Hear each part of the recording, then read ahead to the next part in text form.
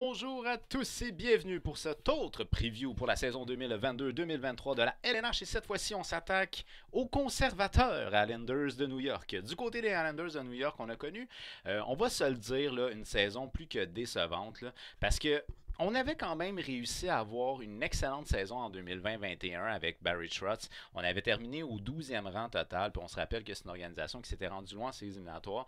L'année passée, ben, comme plusieurs équipes du Corridors de l'année d'avant, on n'a pas réussi à faire les séries éliminatoires du côté des Islanders de New York. Et au lieu de terminer 12e, on a terminé 20e. Une saison qui est en soi décevante. On a vu quand même certaines améliorations auprès de certains joueurs, mais il en reste que de manière générale, on a échoué à participer aux séries éliminatoires. Donc, du côté de la Lamoriello, on a pris la décision de mettre fin à notre contrat avec Barry Trotz, qui est un des, selon moi en tout cas, qui est un des meilleurs entraîneurs disponibles dans la LNH. Et on a décidé d'y aller avec Lane Lamber. Et Lane Lamber, c'est en fait un assistant coach qui était présent avec les Islanders depuis une affaire comme 4 ou 5 saisons. Donc, il ne faut pas s'attendre à un changement de mentalité du côté des Islanders de New York. Pas du tout. On a été littéralement chercher un candidat dans notre propre cours. Donc, bref, il n'y aura pas de changement au niveau de la mentalité. Ce qui fait que probablement, on va revoir à peu près le même genre de structure de jeu, avec peut-être les mêmes genres de combinaisons, mais un peu changé, parce que peut-être est-ce que le nouvel entraîneur avait peut-être des points de divergence avec Barry Trotz, puis à ce moment-là, il va pouvoir les essayer.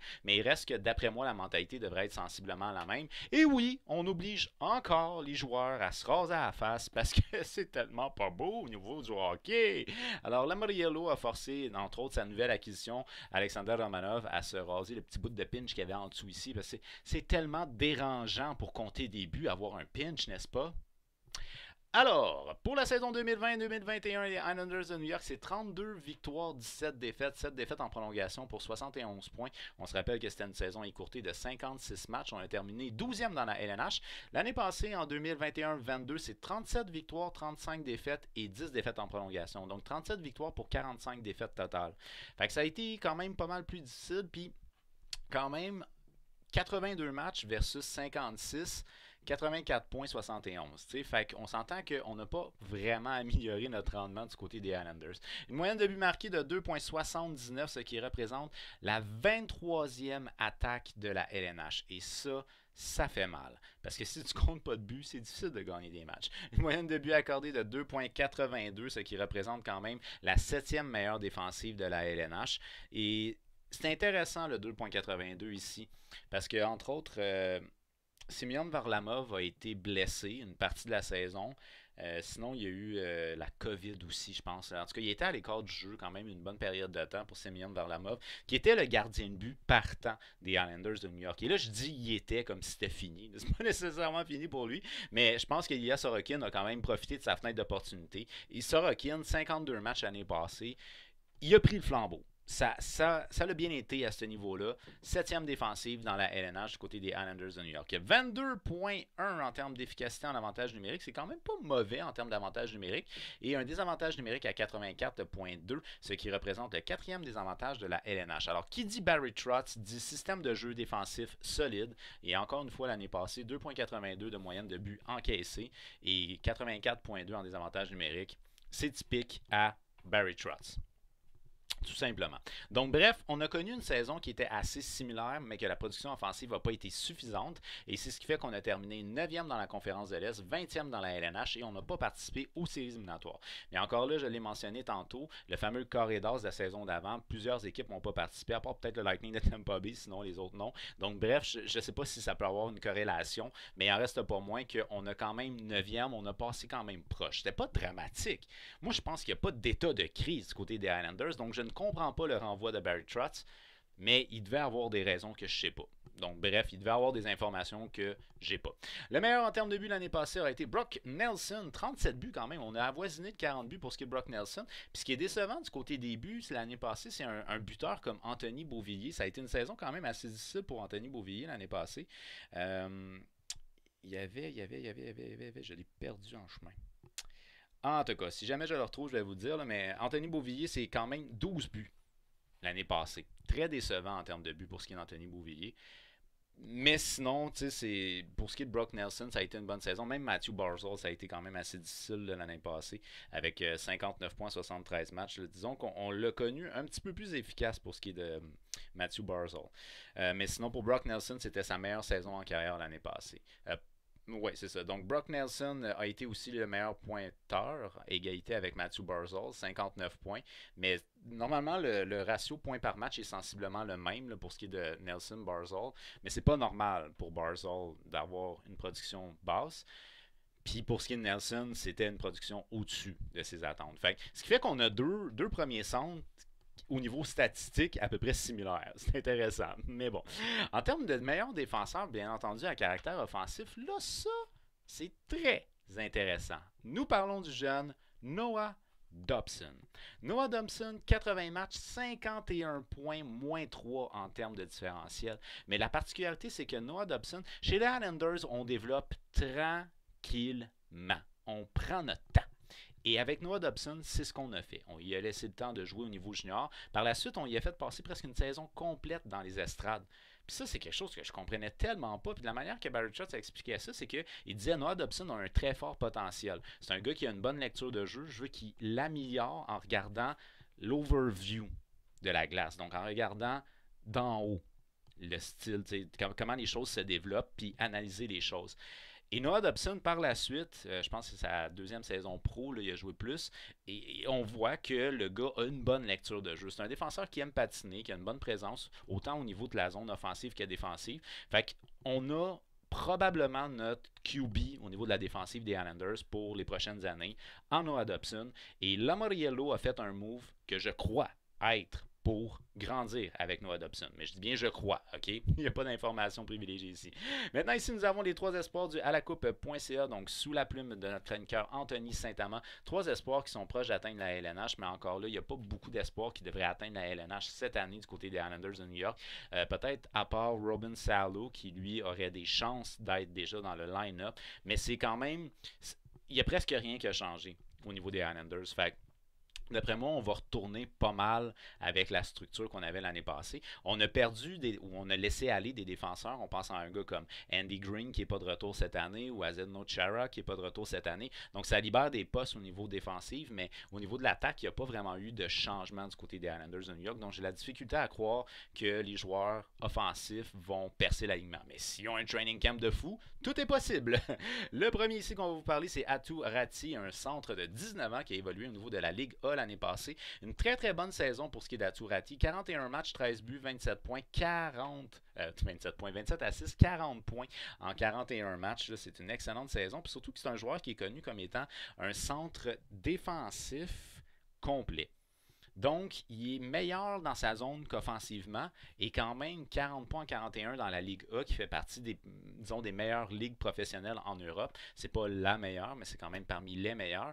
Fait que c'est très intéressant pour ce qui est de Aatu Ratti. Fort probablement qu'il va jouer au niveau de la Ligue américaine cette année. Même affaire pour tous les Européens, s'habituer à la glace puis le style de jeu nord-américain, etc., etc. Par la suite, on a le défenseur Robin Salo, un défenseur de 23 ans qui a évolué essentiellement dans la Ligue américaine l'année passée. En 40 matchs, il a 4 buts, 16 passes pour 20 points. Mais Robin Salo a évolué quand même un peu au niveau de la LNH. En 21 matchs, il a 1 but, 4 passes pour 5 points. C'est un défenseur qui est surtout un défenseur à caractère défensif. Alors, c'est ce qui fait que les statistiques ici offensives n'ont pas vraiment d'impact sur l'évaluation du genre de joueur qu'il est. C'est un gars qui pourrait facilement, éventuellement, évoluer dans un top 4 au niveau de la LNH. Il est suffisamment mobile et il lit bien le jeu, même rapide. Alors, c'est ce qui fait qu'il pourrait possiblement, dès cette année, avoir un poste au niveau de la brigade défensive des Islanders de New York. Et le troisième qu'on va vous parler, c'est Simon Holmstrom, un ailier droit de 21 ans qui a évolué essentiellement dans la Ligue américaine l'année passée, en fait totalement, je pense même dans son cas. 68 matchs dans la Ligue américaine, il a 12 buts, 31 passes, 43 points. C'est un gars qui peut-être a encore besoin d'un peu d'apprentissage au niveau de la Ligue américaine. Mais quand même, on parle ici d'un joueur qui est très complet et qui a un potentiel pour être un solide joueur de troisième ligne, peut-être même étiré sur la deuxième ligne avec un caractère un petit peu plus offensif. Fait que bref, ça c'est les trois espoirs qui sont peut-être les plus près d'atteindre la LNH. Le seul qui est vraiment sérieux cette année serait probablement Robin Salo. Et c'est disponible un texte beaucoup plus complet sur le alacoupe.ca sous la plume de notre chroniqueur Anthony Saint-Amand. Alors ce que vous voyez ici en fait, c'est un alignement que je vous propose. C'est pas nécessairement un alignement basé sur des informations privilégiées. Par contre, vu que l'équipe a pratiquement pas changé, j'ai essayé de regarder les fréquences d'utilisation des lignes, c'est-à-dire les compositions de lignes, à quelle fréquence ils ont été utilisés, avec les buts marqués puis les buts encaissés, pour essayer de m'inspirer le plus possible de lignes qui ont fonctionné l'année passée. On comprend un peu la logique. Fait que ça, c'est ce qui est le fun quand tu n'as pas beaucoup de changements. C'est que tu peux faire ça. Si c'est à peu près les mêmes joueurs qui reviennent, tu peux regarder les résultats de l'année passée, les combinaisons de l'année passée, puis dire qu'est-ce qui marche peut-être mieux que d'autres. Ok, on y va avec ça. Alors, en termes d'allié gauche, ici, on va y aller avec Andersley. C'est 46 points en 76 matchs l'année passée pour ce qui est de Lee, ce qui est quand même une saison que je qualifierais de correct, mais pas nécessairement exceptionnelle pour ce qui est de Lee. Mais quand même, près de 30 buts, 28 buts pour Andersley. Ah, ça c'est intéressant. 28 buts pour Andersley. 46 points 76 matchs l'année passée pour Andersley, que je fais jouer avec Matthew Barzal, le jeune joueur de centre. 59 points 73 matchs l'année passée. C'est une saison un peu décevante au niveau de la production offensive pour ce qui est de Matthew Barzal. Mais quand même, s'il est capable de jouer avec Bailey et Lee, qui sont des bons marqueurs, ça peut peut-être l'aider, lui qui est un bon playmaker. Donc bref, on l'utilise sur le premier trio. Puis là, ce qui est intéressant chez les Islanders, c'est qu'on va aimer jouer avec notre trio 1 et 2. Fait qu'il y a des soirs où le trio 1, ça va être celui-là. Il y a des soirs où le trio 1, ça va être celui-là. Fait, en tout cas, c'est sous Barry Trotz, j'imagine que Len Lambert va avoir à peu près le même genre de mentalité. Et qu'on fait jouer avec Josh Bailey, 44 points en 74 matchs l'année passée. Très bonne saison pour ce qui est de M. Bailey. Et c'est là où on arrive sur ma deuxième ligne. La deuxième ligne... Saison décevante pour Anthony Beauvillier l'année passée, mais ça reste quand même qu'il est capable de marquer, OK? Donc je sais, 12 buts l'année passée pour ce qui est d'Anthony Beauvillier. C'est un gars qui peut peut-être en faire une trentaine, mais ça n'a pas été dans ce sens-là l'an passé. Alors oui, je le rentre quand même dans mon top 6. C'est un peu risqué ce que je fais, mais il en reste pas moins que je pense qu'il est capable de le faire. Fait Anthony Beauvillier que je fais jouer avec Brock Nelson et Cal Palmieri. Dans le cas de Cal Palmieri, un vétéran, là, 38 ans si je fais pas erreur dans le cas de Palmieri. 33 points 69 matchs l'année passée. C'est une saison correcte sans plus. Mais dans le cas de Brock Nelson, 59 points 72 matchs, il a connu une bonne saison l'année passée. Et disons que ça avait l'air de bien fonctionner ce duo-là l'année passée en Palmieri et Nelson. Fait que, j'ai surtout opté pour ça. Lee Bailey, ça l'a bien été l'année passée ensemble. Donc Barzal ajouté à ça, je pense que ça peut être un bon mix. Et dans le cas présent ici, Nelson Palmieri, ça l'a bien été ensemble. Donc d'ajouter Anthony Beauvillier pour essayer de peut-être le relancer. Mi-vingtaine, il est loin d'être fini, il est dans son prime. Let's go, on essaye de le repartir. Par la suite, sur ma troisième ligne, j'ai Zach Parisé, 35 points en 82 matchs l'année passée. Une saison qui est à peu près à la hauteur de ce qu'on peut s'attendre du vétéran. Jean-Gabriel Pajot, 39 points 77 matchs l'année passée, un joueur de centre complet qui est très rapide sur patin.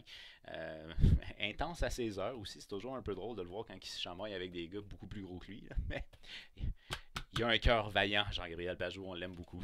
Que je fais jouer ici avec Wallstrom, 24 points 73 matchs l'année passée. Dans le cas de Wallstrom, on parle d'un jeune joueur ici qui va aimer se porter à l'attaque, mais God knows why, il a été utilisé pas mal quand même avec Pajot l'année passée. Fait que je me dis probablement qu'on voit en Wallstrom un gars peut-être plus complet du côté des Islanders de New York. Moi, je pensais que c'était un joueur qui était plus offensif, mais vu qu'on l'a utilisé peut-être plus avec Pajot, je me dis peut-être qu'on lui donne des missions plus responsables. I guess so, mais c'est un jeune quand même qui est à développer du côté des Islanders de New York, même s'il est déjà dans le line-up. Et là, on arrive avec le la quatrième ligne des Islanders de New York. Peut-être la meilleure quatrième ligne de toute la Ligue nationale. Ça, c'est une ligne qui te fait mal. On parle de Clutterbuck, Cizikas et Matt Martin. C'est une quatrième ligne qui aime ça frapper, qui va aimer ça déranger, puis qui de temps en temps vont faire le but qui fait mal. C'est une des meilleures quatrième lignes, puis c'est rare parce que dans les équipes, souvent, quand tu peux jouer avec les trios, puis tu veux insérer un gars qui est scratch, tu vas l'insérer sa quatrième. Avec les Islanders, pas vraiment. Généralement, tu gardes la quatrième intacte, puis tu vas l'insérer sa troisième à la place. Bon, bref, ça c'est une petite anecdote comme ça, mais il reste que Clutterbuck, 15 points 59 matchs l'année passée, dommage parce qu'il a été blessé, il n'a pas une saison complète. Clutterbuck, Cizikas, 16 points 74 matchs, et Matt Martin, 7 points 71 matchs. On s'entend qu'il n'y en a pas un qui est là pour sa production offensive. On est d'accord là-dessus. C'est des gars qui vont être relativement responsables dans leur zone puis qui vont frapper fort, qui vont être dérangeants. En termes de scratch, on y va avec le jeune Bellows et Johnston. Là, on arrive avec les défenseurs. Et je pense que la vision de Lamoriello, donner un choix de première ronde pour Alexander Romanov, on parle quand même d'un jeune défenseur qui n'est pas très offensif, très physique, avec quand même, il est très mobile, un bon coup de patin. Mais donner un choix de première ronde pour Romanov, c'est que d'après moi, on a un plan quand même assez gros pour Romanov. Je pense pas qu'on veut le faire jouer sur une troisième ligne si on donne un choix de première ronde pour lui. Ça m'étonnerait, mais ça se peut, on sait jamais. Mais ça m'étonnerait. Alors là, je me suis dit, pourquoi pas y aller avec l'audace? On a Romanov, 22 ans, que je fais jouer sur ma première paire avec Noah Dobson. Ça ferait une première paire tellement intéressante si les deux gars sont capables de bien fitter ensemble. Noah Dobson, c'est un joueur qui va aimer se porter à l'attaque, qui lit bien le jeu dans les deux zones. Et dans le cas de Romanov, il aime ça de temps en temps, appuyer l'attaque. On le connaît bien à Montréal. C'est pas un gars qui est tout le temps à l'attaque, mais il aime ça de temps en temps, appuyer l'attaque. Puis il aime ça donner des bonnes mises en échec. Fait qu'il va défendre notre Noah Dobson. Puis moi, je me dis, les deux gars ont sensiblement le même âge. Donc, tu sais, les deux sont fluides sur patin, ils ont à peu près le même âge. Je pense que c'est intéressant. Romanov est quand même pas. C'est un bon. C'est un bon défenseur défensif. Vous ne voyez pas nécessairement que c'est le meilleur défenseur défensif, mais en tout cas, c'est quand même un bon défenseur défensif et Dobson étant complet, ça ferait une bonne paire responsable dans sa zone et en plus qui est capable de faire des points. Bref, je pense que Romanov avec Noah Dobson, ça serait très intéressant. D'autant plus que Polish et Pollock, que je mets sur ma deuxième paire, ont joué beaucoup ensemble l'année passée. Dans le cas de Pollock, malheureusement, il a manqué une grosse partie de la saison à cause de blessures. Il a joué seulement 56 matchs, mais c'est des gars qui sont mi-vingtaine. Ça fait une couple d'années qu'ils jouent ensemble. Fait qu'ils se connaissent déjà bien. Alors pourquoi est-ce qu'on briserait ça? C'est sûr que là, je mets deux très jeunes défenseurs ensemble, ce qui peut peut-être être difficile au niveau de l'apprentissage. Mais je me suis dit, why not? On file l'audace. Alors, Pelech, c'est 28 points en 78 matchs l'année passée. Dans le cas de Ryan Pollock, c'est 21 points en 56 matchs l'année passée. En termes de troisième paire, c'est là qu'on insère notre jeune espoir ici, Robin Salo, 23 ans. C'est 21 matchs l'année passée en LNH, 5 points. Mais sinon, pour ce qui est de la Ligue américaine, c'était 20 points en 40 matchs pour Salo l'année passée. Un défenseur essentiellement à caractère défensif qu'on fait jouer avec le grand et gros Scott Mayfield. 18 points en 61 matchs l'année passée. Mais encore là, on a Sébastien Aho aussi qui est un défenseur quand même assez corpulent qu'on peut insérer au niveau de l'alignement. Mais je me suis dit, on va essayer quand même avec Robin Salo d'y donner peut-être un peu plus d'expérience, un petit peu plus de temps parce que son potentiel est peut-être un petit peu plus intéressant qu'un gars justement comme Aho. Alors bref, ça nous donne quand même, encore une fois, ça nous donne une équipe qui devrait être assez bonne au niveau défensif. Théoriquement, là, c'est une équipe qui est. Si vous regardez, mettons, 3e, 4e trio, puis vous regardez la brigade défensive, c'est une équipe qui a l'air encore assez solide au niveau défensif. Et là, au niveau des gardiens de but, il n'y a pas eu de changement. On a eu une saison que je qualifierais de quand même impressionnante, voire remarquable de la part de notre jeune Sorokin. Sorokin, c'est 52 matchs l'année passée, mais je vous ai expliqué, là, c'est que Semyon Varlamov, en fait, a été blessé puis il a eu la COVID, fait que ça l'a limité en termes de matchs. Ça se peut qu'il y ait moins de matchs cette année pour ce qui est de Sorokin. Mais il en reste pas moins que 52 matchs l'année passée, 2.40, 925 d'efficacité. Très bonne saison pour Sorokin l'année passée. Alors, c'est un gars qu'on va revoir encore beaucoup cette année, ça c'est sûr et certain. S'il n'y a pas le poste de partant, ça va être un tandem. Puis si c'est un tandem, Sorokin va avoir souvent sa chance.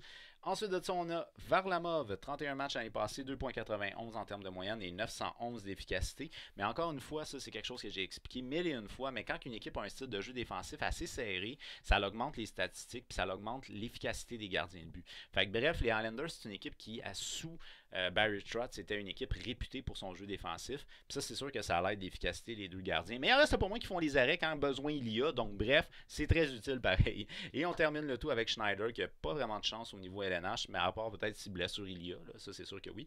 Mais Schneider, l'année passée, a joué un match au niveau de la LNH, une moyenne de 3 avec une efficacité de 900. Il a évolué essentiellement dans la Ligue américaine. 30 matchs, 2.71 de moyenne et 921 d'efficacité. Alors, les Islanders de New York n'ont pas changé beaucoup. Mais par contre, la drop qu'ils ont eu de passer de comme 12 à 20 en 2 saisons, elle est selon moi imputable à la fameuse saison qui a fini trop tard. Donc, probablement que les joueurs étaient plus fragiles, ou du moins c'est ce que je pense. Alors, d'après moi, cette organisation-là va retourner à ses standards qu'elle avait avant la saison passée où on a terminé 20e. Donc, c'est une équipe qui a le potentiel, à mes yeux, de faire partie des séries éliminatoires. Elle devrait retourner probablement au milieu de la LNH, peut-être aux alentours de 15, genre, quelque chose comme ça. Mettons 12 comme elle avait fait il y a 2 ans. Donc, les Islanders de New York, d'après moi, c'est une organisation qui devrait retourner en séries éliminatoires dès cette saison. Alors, qu'est-ce que vous en pensez? Est-ce que d'après vous, il n'y a pas eu suffisamment de changements et qu'on s'en va pas dans le bon sens du côté des Islanders de New York? Est-ce que vous pensez que le nouvel entraîneur va tout détruire et que l'équipe va finir en bas de classement? Elle va courir pour une place en série? Elle va être en série ou c'est une Cup Contender? Faites-le moi savoir au travers des commentaires. Si vous avez aimé la vidéo, n'oubliez pas de faire un petit j'aime et également de partager la vidéo puisque c'est toujours plus plaisant quand on parle avec un maximum de hockey fans.